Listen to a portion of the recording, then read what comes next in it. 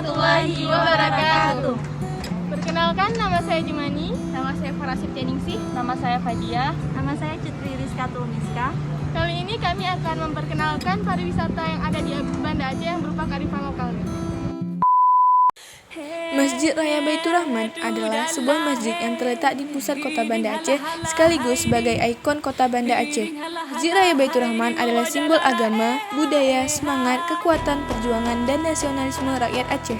Masjid yang dibangun pada tahun 1612 Masehi oleh Sultan Iskandar Muda ini menjadi monumental pasca tsunami Aceh pada tahun 2004. Masjid ini memiliki sejarahnya sendiri, yaitu pada tahun 1873 Belanda menyatakan perang kepada kerajaan Aceh.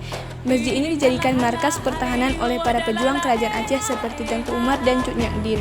Namun, pada saat agresi tentara Belanda kedua yang dipimpin oleh Jenderal Van Swieten, Masjid Baitur Rahman habis dibakar. Berselang 4 tahun kemudian, Belanda kembali membangun Masjid Baitur Rahman ini. Masjid ini dirancang oleh arsitek Belanda yang bernama Gerrit Bruins. Desain yang dipilih dicirikan oleh kubah besar dengan menara yang menyerupai Masjid Nabawi di Madinah.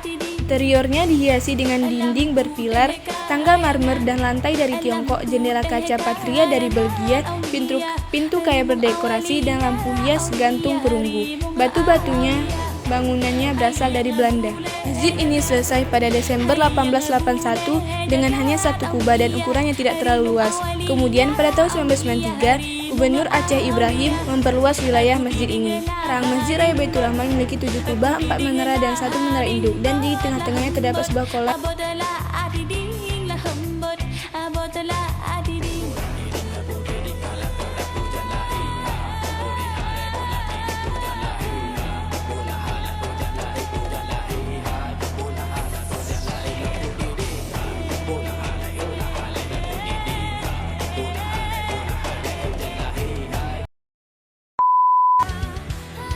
Taman Bustanul Salatin terletak di Kampung Baru, Kecamatan Baitur Rahman, Kota Banda Aceh. Taman Bustanul Salatin dulunya bernama Taman Girah atau dikenal Taman Sari, dibangun oleh Sultan Iskandar Muda pada tahun 1514 Masehi. Pada masanya, Taman Sari tanpa bangunan, melainkan taman penuh tanaman rindang yang menjadi tempat bermain keluarga Sultan. Kompleks Taman Sari membentang di sepanjang Rondaroi, melintasi gunungan, Pintu Hop, Kandang, Pulau Gajah, dan Masjid Raya Baitur Rahman. Kini, taman ini menjadi tempat rekreasi warga kota dan venue penyelenggaraan event-event menarik di kota Banda Aceh.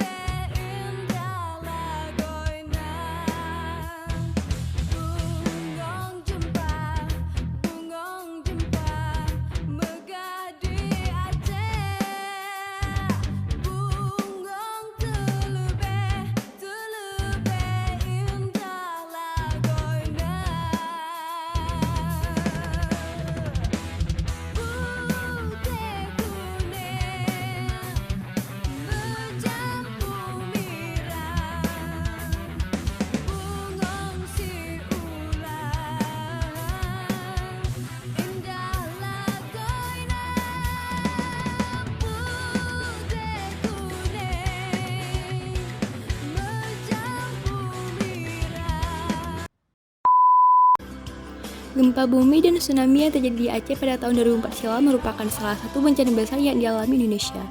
Kejadian yang terjadi pada tanggal 26 Desember ini merenggut 227.000 korban.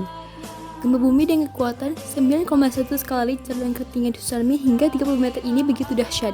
Karena itu, Badan Rehabilitasi dan Rekonstruksi Aceh NIAS, Departemen Energi dan Sumber Daya Mineral, Pemerintah Daerah Nanggro Aceh Darussalam, Pemerintah Kota Banda Aceh, dan Ikatan Arsitek Indonesia membangun Museum Tsunami Aceh dengan meresmikannya pada tahun 2008. Tujuan pembangunan ini adalah untuk mengenang bencana tersebut sekaligus menjadi pusat pendidikan dan evakuasi jika bencana gempa dan tsunami terjadi lagi. Museum Tsunami Aceh terdiri dari 2 lantai. Lantai 1 merupakan area yang berisi rekam jejak mengenai tsunami, mulai dari pra-tsunami, saat tsunami, dan pasca tsunami. Pengunjung juga bisa melihat foto-foto peristiwa, artefak jejak tsunami, dan dioramanya. Di lantai ini juga terdapat sumur doa yang berisikan nama-nama korban yang tertulis rapi. Sementara itu, lantai 2 merupakan area yang berisi media-media pembelajaran seperti perpustakaan, ruang alat peraga, ruang 4 dimensi, dan toko souvenir. Beberapa alat peraga yang ditampilkan di lantai ini antara lain rancangan bangunan yang tahan gempa, dan model diagram patahan bumi.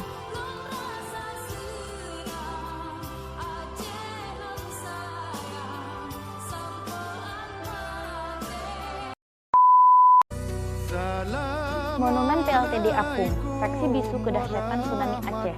Kedahsyatan gelombang tsunami yang menerpa pesisir utara Banda Aceh pada bulan Desember 2004 yang lalu ternyata masih meninggalkan jejak. Tidak hanya masih terbayang dalam ingatan, tsunami juga meninggalkan jejak berupa monumen. Monumen yang menjadi peringatan bagi siapapun terhadap dahsyatnya kekuatan alam.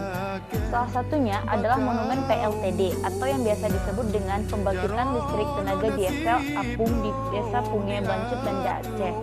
Sesuai namanya, kapal ini merupakan sumber tenaga listrik bagi wilayah Ulele, tempat kapal ini ditambatkan sebelum terjadinya tsunami.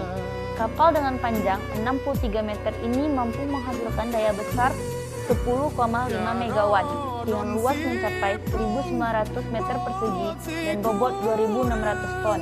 Tidak ada yang membayangkan kapal ini dapat bergerak hingga ke tengah kota Banda Aceh. Ketika tsunami terjadi pada tanggal 26 Desember 2004, kapal ini terseret gelombang pasang setinggi 9 meter sehingga bergeser ke jantung kota Banda Aceh sejauh 5 km. Kapal ini terhempas hingga ke tengah-tengah pemukiman warga, tidak jauh dari musim tsunami. Dari 11 orang awak dan beberapa warga yang berada di atas kapal ketika tsunami terjadi, hanya 1 orang yang berhasil selamat. Fenomena pergeseran kapal ini menunjukkan kedahsyatan kekuatan gelombang yang menimpa Serabi Mekah kala itu. Saat ini, area sekitar PLTD Apung telah dibeli oleh pemerintah untuk ditata ulang menjadi wahana wisata edukasi untuk mengenang korban jiwa yang jatuh akibat tsunami. Dibangun monumen peringatan. Pada monumen itu tertera tanggal dan waktu kejadian dari musibah yang juga menimpa beberapa negara selain Indonesia. Di sekeliling monumen dibangun dinding dengan relief menyerupai gelombang air bah. Dari atas kapal ini, pengunjung juga dapat melihat rangkaian pegunungan Bukit Barisan. Pantai Ulele merupakan wisata pantai di Banda Aceh yang ramai dikunjungi oleh wisatawan pada sore hari, menawarkan pantai yang tenang serta keindahan sunset dan kuliner di sekitarnya. Secara geografis, letak Pantai Ulele berada pada Desa Ulele, Kecamatan Meraksa, Kota Banda Aceh. Lokasi dari pantai pun sangat strategis dan cukup dekat dari pusat kota Banda Aceh. Wisatawan hanya perlu menempuh jarak 3 km. Ketika terjadi bencana tsunami pada tahun 2004 silam, Pantai Ulele ini menjadi salah satu pantai dengan kondisi kerusakan yang sangat parah. Banyak pohon-pohon yang tumbang, serta fasilitas umum yang rusak diterjang gelombang tsunami. Konon, sebelum tsunami, pantai ini memiliki pasir putih yang bersih. Namun, semua itu berubah usai peristiwa memilukan tersebut. Pemerintah pun bergerak cepat usai bencana tsunami dengan membangun kembali fasilitas-fasilitas umum serta memperbaiki pantai hingga kini bisa dinikmati lagi keindahannya. Meskipun pasir putih tak lagi bisa ditemui, namun Pantai Ulele nyatanya tak pernah sepi dari pengunjung. Apalagi ketika sore hari, banyak dijumpai muda-mudi yang menikmati keindahan Sejarah Pantai Ulele. Nama Ulele berasal dari kejadian terpisahnya Pulau Weh dengan Ulele yang diakibatkan salah satunya oleh sebuah letusan gunung berapi. Hal tersebut dirasa cukup rasional karena adanya kesamaan bebatuan yang ada di Ulele dengan yang ada di Baloha Sabang menjadi sebuah pertanda bahwa dahulu Ulele menyatu dengan Pulau Weh yang ada di Sabang. Sejarah lahirnya nama Ulele diambil dari kata ulele yang berasal terpisah, maksudnya menjadi terpisah karena peristiwa alam. Ada salah satu sumber yang menyatakan bahwa dulunya pantai ini bernama Pantai Cermin. Dan sejarah Pantai Cermin tidak bisa lepas dari kisah Tengku Dianjong, seorang ulama tasawuf dan seorang yang faqih dalam ilmu fikih yang telah menyelamatkan wibawa sultan di mata kerajaan Inggris pada masa itu.